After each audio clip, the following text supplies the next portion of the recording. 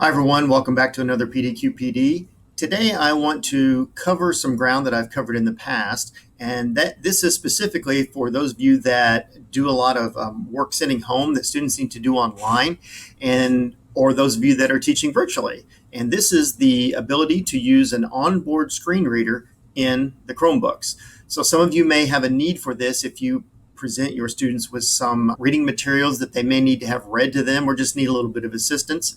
I have done some videos on this in the past that showed you some extensions that do this, but there is a built-in screen reader that I'd like to show you as well. So let's get started.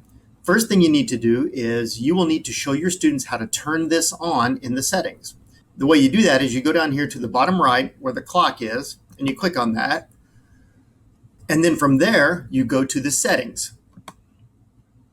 Once you get to the settings, over here on the left underneath the settings where all these items are, you're going to click the down arrow next to Advanced and scroll down to the accessibility settings.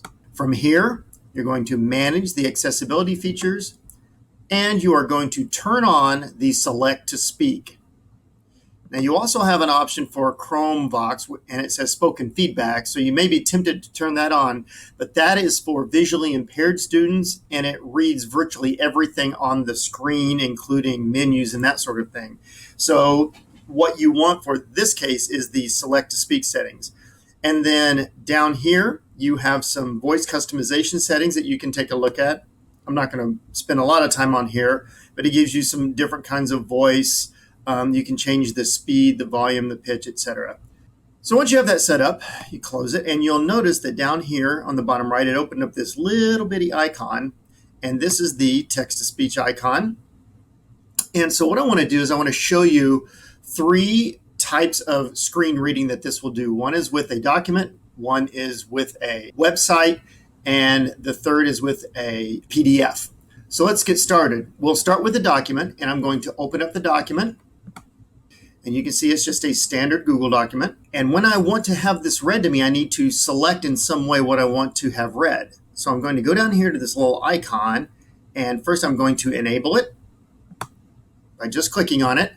And then I can click and drag the section that I want read. Fourscore and 7 years ago our fathers brought forth on this continent a new nation conceived in liberty and dedicated to the proposition that all men are created equal. So you can see how that works in practice there. Now, you notice that when it skips from line to line, depending on how it's formatted, and in docs, it typically does this, it will hesitate at the end of each line to know to go down to the next one. It doesn't do it so bad in websites, depending on how they are formatted. So the second way I'd like to show you that the screen reader works is with a website. So I will jump up here and open a website, and this is Matt Miller's Ditch That Textbook website. And I'm going to do the same thing. I'm going to click on the Select to Speak, and then I'm going to select this first sentence here.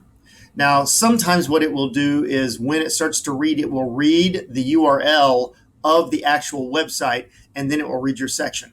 Awesome teaching, one lesson at a time. So in this case, it didn't do that. It just read the sentence that I selected.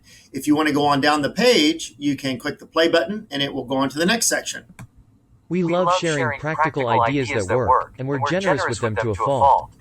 Find what you need through articles, books, videos, in-person presentations, and more. I'm going to do it one more time. Get free teaching ideas. Now, it doesn't always find, depending on how it was set up, it doesn't always read that smoothly. Sometimes it will hesitate at the end of each line. So now let's jump over to the third type, and that is a PDF. And I will go over here. And this is a PDF that was created to show people how to turn a Google form into a quiz, as you can see. Now, I want to show you something specific about this, and that is that while it will read the text from the page, it often will not read the text from an image that was put into the document before it was turned into a PDF. I'll show you what I mean. I'm going to click the select, and I'm going to select this paragraph. Displaying Google Forms for quiz.pdf. At any point during the creation of your form you wish to turn it into a quiz, you may. However, if you know in advance that the form will be a Quiz. Go ahead.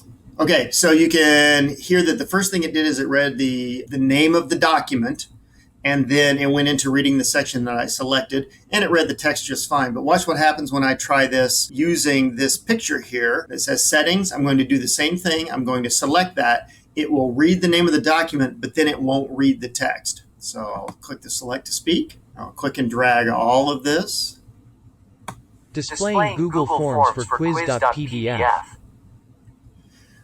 So it read the title, and that's all it would read. So if you use a PDF that has lots of pictures in it, you may have to click and click and click and select the text of the parts that you want because it won't read what's on the images there. So that is the onboard screen reader. That's how it reads in a document, on a web page, and on a PDF.